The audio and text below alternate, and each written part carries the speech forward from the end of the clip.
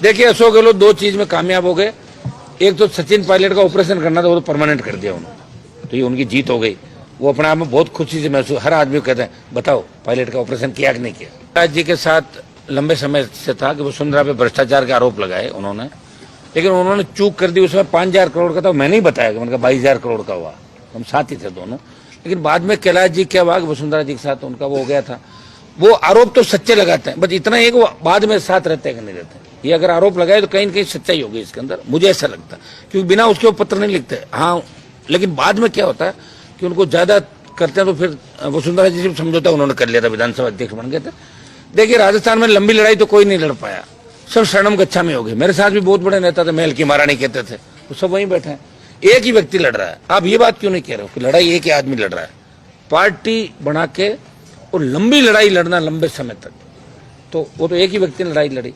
और कैलाश जी ने जो आरोप लगाए वो तो कोई आरोपों में सच्चाई होगी जब भी पत्र लिखेगा। ऐसे तो कोई व्यक्ति अपनी पार्टी के खिलाफ क्यों पत्र लिखेगा, बताओ मुझे।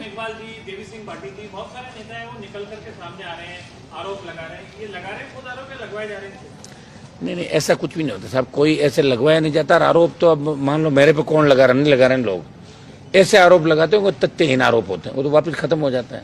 जब हम बैठे हैं काजल की कोठरी के अंदर, आपको पता है सरकार गिराने से लेके गिरने से लेके चुनाव भी हुए सारे, आप सब एक एक चीज से जानते हो कि आरएलपी कहाँ थी, हम कहाँ थे। आरोप उन पे लगते हैं जो कहीं न कहीं कुछ करता होगा, तभी तो आरोप लगे। कोई नहीं करेगा उस पर कहाँ से आरोप, हमारे पे तो नहीं लगे आरोप। अगर आरोप लग रहे हैं तो कहीं न कहीं सच्चाई होगी। और वो तो अशोक गहलोत ने खुद कहा ना कि मैंने 2009 में आरोप लगाया, तब आप लोग नहीं मानते थे, तब आप लोग कहते हैं हनुमान बेनीवाल तो ऐसे ही कर रहा होगा। तब अशोक गहलोत ने कहा कि वसुंधरा ने मेरी सरकार बचाई, कह दिया ना। अब उससे ज्यादा किससे कहलाओगे? सीएम कह रहा है मेरी सरकार, वो सही है। 7-8 MLA उस समय वसुंधरा जी ने अशोक गहलोत को दिए थे।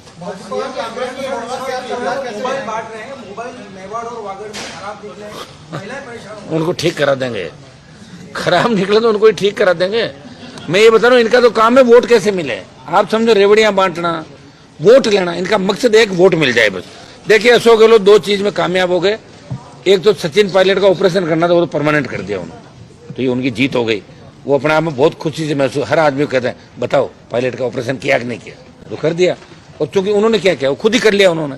कहा तो मानेसर गए, बड़ी बड़ी बात करी, मैं आज सीएम बन के आ रहा हूँ, अपने लोगों का मैं 15 दिन बाद आ रहा हूँ। किसी का कहाँ हो, कॉफी सीएम हाउस में पियेंगे अपने साथ, कहाँ कॉफी पी ली क्या सीएम हाउस के अंदर, बताओ मुझे। तो ऐसा करके खुद ही उन्होंने अपनी मटिया मेट करा ली। अगर वो निकल के आ जाते पार्टी से सचिन पायलट, तो आरएलपी और वो मिला के 100 सीट राजस्थान में लेते हैं। लेकिन देखो ये समय किसी के साथ नहीं चलता, ये समय अपने हिसाब चलता है। जो एक बार व्यक्ति अपना ट्रैक चूक जाता है तो उसको उसकी वो भी जो हर्जाना उसका भुगतना पड़ता है। सचिन पायलट को लेकर आपने जो बोला, आपको क्या लगता है कि सचिन पायलट का समय निकल चुका है? निकल चुका, समय निकल गया, सचिन पायलट का समय निकल गया। तभी तो देखो ना, जवानों के बीच मैं ही बैठा हूँ सिर्फ, है क्या समय किसी का? क्यों सचिन पायलट जैसे पहले मुखर होते थे, मुखर नहीं हो रहे? छात्र संघ के चुनाव को लेकर भी मुखर नहीं हो रहे? अरे कोई और दूसरा भी हो रहा है क्या? सचिन पायलट को छोड़ो, वो तो उनकी आंतरिक मजबूरियां होगी, कई दूसरे कारण आप भी जानते हो कि क्या कारण उस समय हुए होंगे मानेसर गए जब। ये सारी बात मेरे से आप क्यों कहलवा रहे हो? ये तो उन लोगों से माइक ले लीजिए। मैं ये कह रहा हूँ, अब आ रही है आवाज आपको? मैं कह रहा हूँ कि सचिन पायलट, पहली बात तो ये कि ये प्रेस कॉन्फ्रेंस सचिन पायलट की नहीं मेरी है, ठीक है। लेकिन बार बार जब आप उनका नाम ले रहे हो तो मैं आपको नाम इसलिए उनका ले रहा हूँ, मैंने उनको मुख्यमंत्री बनाने की पैरवी की थी। और जब सरकार गिर रही थी, मैं मानेसर में तो नहीं था, लेकिन मेरे तीनों विधायक भारतीय जनता पार्टी के बेहतर विधायकों के साथ खड़े थे गहलोत के खिलाफ वोट करने के। और एक जब वो कांग्रेस के प्रदेश अध्यक्ष थे, उस समय राज्यसभा का चुनाव हुआ था, उस समय भी हमने उनके कहने से मदद करी थी एक वोट की। और बाई इलेक्शन टोंक का जो चुनाव था उसमें भी मेरी मदद रही। मैं प्रचार करने जा रहा था, उनका टेलीफोन आ गया, मैं नहीं गया उनके खिलाफ। ये मैंने उनकी मदद करी 4 बार।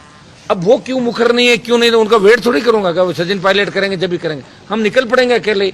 मैं ये तो नहीं कहता कि 125 सीट राजस्थान में आ जाएगी, लेकिन राष्ट्रीय लोकतांत्रिक पार्टी इस बार राजस्थान के जो स्वच्छता अभियान चल रहा है हमारा 1 महीने से, हर जवान, किसान और महिला आरएलपी को अपनी पार्टी के रूप में देख रही है, अपनी उम्मीद के रूप में देख रही है। वो चाहती है कि ऐसी सरकार राजस्थान में बने जो बेमुक्त, भ्रष्टाचार मुक्त राजस्थान कर सके, जहाँ किसी अबला, की चीख पुकार नहीं हो, जहाँ किसी जवान को किसी जवान को बेरोजगार चितंगा का आत्महत्या नहीं करनी पड़े, किसी किसान को कर्जे के बोझ के तले आकर आत्महत्या नहीं करनी पड़े, हमें सड़क पे टोल नहीं देना पड़े, माफियाओं का आतंक खत्म हो राजस्थान के अंदर, ये हर व्यक्ति चाहता है।